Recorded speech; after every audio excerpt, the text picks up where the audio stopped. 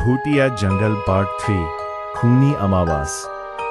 काला शिखर से लौटने के बाद आर्यन और विक्रम ने कसम खाई कि वो कभी उस पहाड़ का नाम भी नहीं लेंगे, लेकिन कुछ चीजें इंसान का पीछा कभी नहीं छोड़ती। अमावास की अगली रात गांव में अजीब घटनाएं शुरू हो गईं। पहले गांव के कुत्ते रात भर एक ही दिशा में भौंकने लगे। फिर लोगों को अपने घरों के बाहर किसी औरत के चलने की आवाज सुनाई देने लगी, ठक ठक ठक। लेकिन जब दरवाजा खोला जाता, बाहर कोई नहीं होता। उस रात विक्रम ने आर्यन को कांपते हुए फोन किया। आर्यन, वो मेरे कमरे में है। फोन के दूसरी तरफ सिर्फ सांस लेने की आवाज आ रही थी।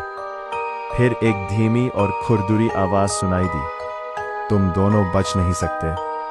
कॉल अचानक कट हो गया। आर्यन तुरंत विक्रम के घर भागा। घर का दरवाजा खुला हुआ था। अंदर पूरा कमरा उल्टा पुल्टा पड़ा था। दीवारों पर खून से अजीब निशान बने हुए थे और छत पर उल्टी लटकी हुई थी वो। उसकी लाल आंखें अंधेरे में चमक रही थीं। उसका मुंह पहले से भी ज्यादा फटा हुआ था। विक्रम कोने में बैठा कांप रहा था, जैसे उसकी रूह ही निकल चुकी हो। चुड़ैल धीरे धीरे छत से नीचे उतारने लगी। उसके उल्टे पैर जमीन पर घिसते जा रहे थे। काला शिखर की घंटी ने मुझे रोका था, खत्म नहीं किया।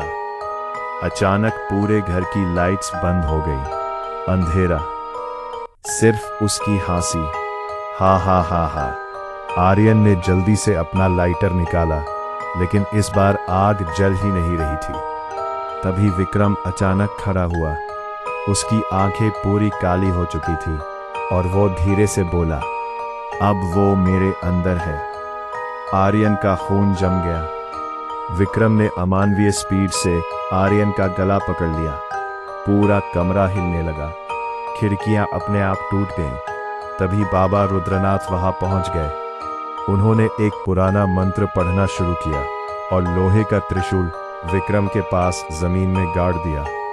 एक भयानक चीख पूरे गांव में गूंज उठी। काली धुआं जैसी परछाई विक्रम के शरीर से बाहर निकली और दीवार तोड़कर जंगल की तरफ भाग गई। सब कुछ शांत हो गया, लेकिन बाबा रुद्रनाथ का चेहरा डरा हुआ था। आर्यन ने पूछा, क्या वो खत्म हो गई? बाबा धीरे से बोले, नहीं, अब उसने नया शरीर ढूंढना शुरू कर दिया है। उस रात जंगल के पास एक छोटी लड़की गायब हो गई और काला शिखर से फिर